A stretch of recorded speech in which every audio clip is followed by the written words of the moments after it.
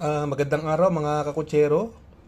Ito na naman po ang inyong lingkod na si Jigs na magbibigay sa inyo ng giya ngayong araw ng Sabado. Ngayon po ay Nobyembre 16 at meron po tayong 7 magagandang karera. Ang start time po natin ay alas 3 ng hapon. At uulitin ko po sa inyo na itong aking giya ay purely review and analysis ko lamang at walang halong information. Umpisahan na po natin mga kakutsero. Race number 1. Dito po magsisimula ang ating winner take all 2-year-old maiden race. Distansya po natin dito is 1,400 meters at may 4 na kalahok. Kung mapapansin natin dito, no, ito yung nag-debut nung karera, no, yung nag-preb ng 1.14.4, although natalo siya dun sa kabayo ni Sir Benhor Abalos, no, na si El Jaleo at nasi Condodo, si Blackjack. Mukhang itong kabayong ito magaling po siguro ito pagka iuuna, no. At nung nakaraan hindi kasi siya nauna, si Blackjack ang nauna ron no. At siya ang napilitang humabol. Siguro dito para sa akin, no. Dahil siya may best time dito sa kanilang nobatoran. Susuluhin ko na po yan, yung numero 4, si Inspiring Journey. Sa race number 2, dito naman po magsisimula ang ating pick 6. Pilracom Rating Based Handicap System Race, Class 5, 5 placer, split. Another 1,400 meters distance at dito may 6 na kalahok.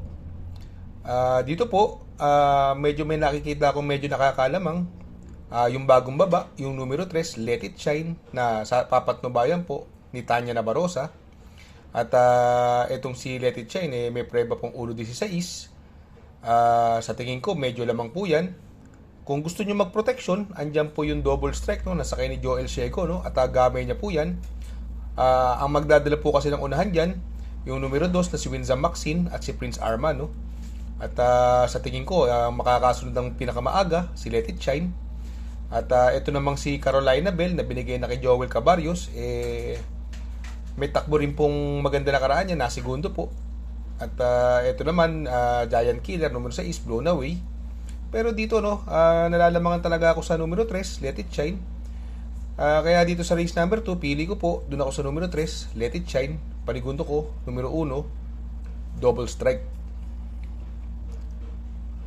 Sa race number 3, dito naman po magsisimula ang ating pick 5. Pilracom Rating Based Handicap System Race, Class 5, 6 to 10 split. Another 1,400 meters. At dito may 6 na kalahok, ano. Dito mapapansin natin, no, ito galing sa panalo, no, yung numero 4 nga si Snow White na papatnubayan ni RC Baldonido, no. Although medyo nabalitaan natin diyan mukhang yung pagkapanalo ni Snow White doon mukhang hindi maganda balita ron, pero nanalo pa rin si Snow White, no. Ito namang La Republica, hindi maganda tinakbo nakaraan, no. Hindi kasi po siya nauna ron, pero dito pag nauna siya rito, sa tingin ko malaki tsansa niya rito, although pwede siyang magdala ng unahan at magbibigay ng pressure sa kanya yung numero 6 na si Osam Cole na sakay ni Charles Reyes. Kaya dito sa karerang ito, no, sa tingin ko 2-horse race po ito, no. Kung mapabayaan sila Republika, may tsamba po ito. Kung magkaroon naman ng pressure mula kay Osam Cole, sa tingin ko si Snow White naman po ang pwedeng tumalo. Kaya dito sa race number 3, no, magdadalawa po ako dito. Ang pili ko dito, numero 4, si Snow White. At ang panigundo ko naman po yung numero 2 na si La Republica. Sa race number 4, dito naman po magsisimula ang ating pick 4. Pilracom Rating Based Handicap System Race, Class 5, 5 placer, split. Distansya ay muli ay 1,400 meters at dito may 5 kalahok. Mapapansin natin dito, no, may bagong baba po dito, no. Sobrang baba sa laban nito, no, yung numero 3 na si Signature Move, no. Napapatnubayan ni JC De La Cruz, no, ni apprentice jockey JC De La Cruz. Ang possible scenario dito pwedeng mauna si Denderen at siya nang hahabol, pwedeng madaan sa baba ng laban yan Ito si Calle Loreto, hindi masyadong magaganda ang tinatakbo nito. Sa tingin ko, ang pwedeng makachamba po dyan, no? Yung numero 4 start na sasakyan ni Idol R.A. Base. No? Dahil kung mapapansin natin, siya po talaga ang purely derivate rito. Kung magkaroon ng pressure sa unahan, yung den signature move at si Panday Pira, pwedeng mapabor po kay Stark. No? Kaya dito po sa race number 4, magdadalawa po ako dito. Siyempre, doon tayo sa bagong baba, no? Doon ako sa numero 3 na signature move. Ang panigundo ko naman po, yung numero 4 na si Stark. Sa race number 5, Pilracom Rating Based Handicap System Race, Class 5, 11 to 15 split, another 1400 meter distance, at may 6 na kalahok. Dito, no? Minsan magtatanong ka na lang, no?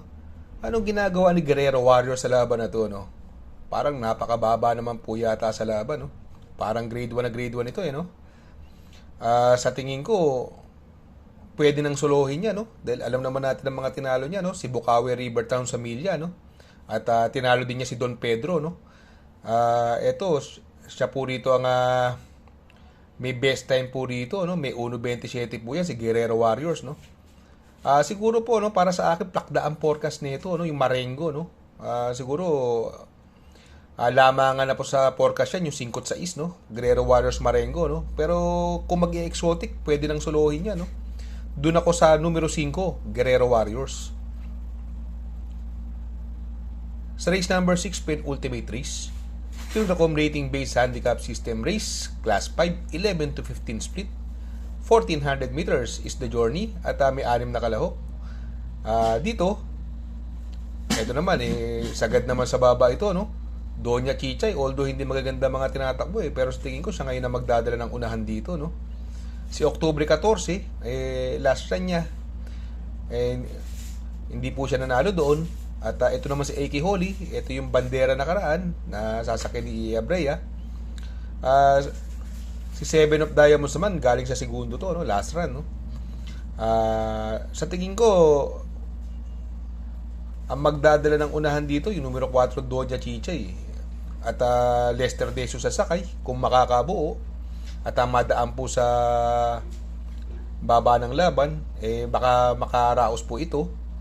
Ang tingin kong pwedeng tumalo, yung numero 6 na si Oktubre 14, no? Nasakay ni Charles Reyes, no? Kaya dito sa race number 6, magdadalawa po ako dito. Doon ako sa numero 4, Doña Chichay. At panigundo ko naman po yung numero 6 na si Oktubre 14. Sa race number 7, sa last and final race, Pilracom Rating Based Handicap System Race, Class 4, 28 to 33. Distance is another 1400 meters at may 7 kalahok. Itong karerang ito, no? And anybody's race po ito, no? Para sa akin, lahat ito may panalo. Lahat po ito may panalo. Itong si Alegna, nung karera, na-todometer to, sakay ni Ison Bautista, no? Binigay na po kay JR de Ocampo, no? Nung karera, todometer to, lumakad, tinalo po siya ni Dreaming Always. Ito namang si Shanghai Silk, tumimbang po nung last run. At from Jomer Storke, binigay na po kay Christian Advincula. Itong si Mabel naman, tersero lang po last run. At ito naman si Wild is the Wind from Bumbong Villegas, binigay kay John Paul Guse. Dito sa tingin ko pwedeng mauna dyan si Alegna, no? At sa tingin ko susundan lang ni Mabel yan, At may pinakamalapit na aalis naman siguro mga tersero pwesto, pwede makapanood yung numero 2 na si Shanghai Silk, no? Dahil si Wild is the Wind at si Krugeran full combat order manggagaling sa likuran yan, Kaya dito sa race number 7, no, magtatatlo po ako dito. Doon po ako sa numero 2, Shanghai Silk. Panigundo ko numero 3, Mabel. At isasama ko, baka makabuo, yung numero 7, Alegna. Shoutout nga pala kay Sir Pax ng Barkadahan OTV. Located po siya sa 1139 New Antipolo Street, Corner Vargas. Malapit lang po sa Abad Santos, yung bagong ginawang tulay. Very convenient and attentive po ang mga tao. Pwede po kayong mag-EB at party while betting on racing. Good luck mga kakutsero. Sana po matapat ang ating giya at yung mga nakasunod. Sana po ay magsitama po kayo. Ako yung makikiusap lamang at makikisuyo sa inyo na please like, share, subscribe, and hit the notification bell para update kayo sa aking mga giya. Good luck po and happy racing.